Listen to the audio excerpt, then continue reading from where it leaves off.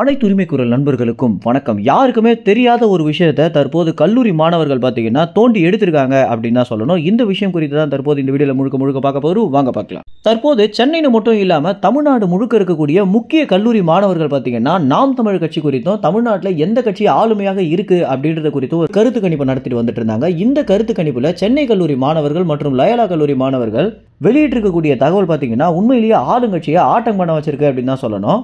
விஜய் அரசியல் கட்சி துவங்கி ஒரு 4 மாத காலத்திலேயே பார்த்தீங்கன்னா திமுக இருக்கக்கூடிய இளைஞர்கள் பெரும்பாலும் விஜய் கட்சிக்கும் சீமான் கட்சிக்கும் பிரிஞ்சு வந்திருக்காங்க அப்படின்னும், இதுலயும் கிட்டத்தட்ட 60 மடங்கு நாம் தமிழ் கட்சிக்கு தான் இணைஞ்சிருக்காங்க அப்படின்னும், திமுக வெறும் விளம்பரங்கள்ல மட்டும்தான் அவங்க ஆளுமையாக இருக்க மாதிரி காட்டிக்கிறாங்களே தவிர கள நிலவரம் படி பார்த்தோம்னா எல்லா மாவட்டங்களிலுமே ஏகப்பட்ட பிரச்சனைகள் போயிட்டு இருக்கு அப்படின்னும், குறிப்பாக கொத்தாக ஒரு 25 வயதுல இருந்து 35 வயதுக்குள்ள இருக்கக்கூடிய நிர்வாகிகள் அனைவருமே கட்சியிலிருந்து விலகி நாம் தமிழ் கட்சியில் இணைய ஆரம்பிச்சிருக்காங்க அப்படின்றதான் தற்போது கல்லூரி மாணவர்கள் வெளியிட்டிருக்கக்கூடிய கருத்து கணிப்பு தகவலாக இருக்கு.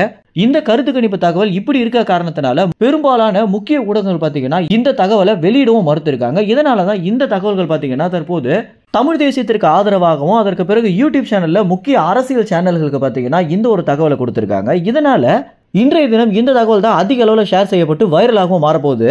ஏன்னா இளைஞர்கள் சீமானுக்கு ஆதரவு தர மாட்டாங்க, இனிமே விஜய்க்கு தான் ஆதரவு கொடுப்பாங்க அப்படின்னு ஒரு கும்பலே சொல்லிட்டு இருக்கும்போது இந்த மாதிரியான ஒரு தகவல் வெளியாகி சீமானுக்கு அப்ப இன்னும் ஆளுமை இருந்துட்டு தான் இருக்கு அப்படின்றத மக்களுக்கு வெளிச்சம் போட்டு காட்டக்கூடிய விஷயமாக தான் இது பார்க்கப்படுது. இதனால நாம் தமிழ் கட்சி நிர்வாகிகள் பார்த்தீங்கன்னா அவங்க கட்சியில புதிதாக இணைந்தவங்க எண்ணிக்கையும் எடுக்க ஆரம்பிச்சிருக்காங்க. இதன் பேர்ல பார்க்கும்போது கிட்டத்தட்ட பெரும்பாலான திமுக இளைஞர்கள் நாம் தமிழ் கட்சியில இணைஞ்சிருக்காங்க அப்படின்றது தெரிய வருது.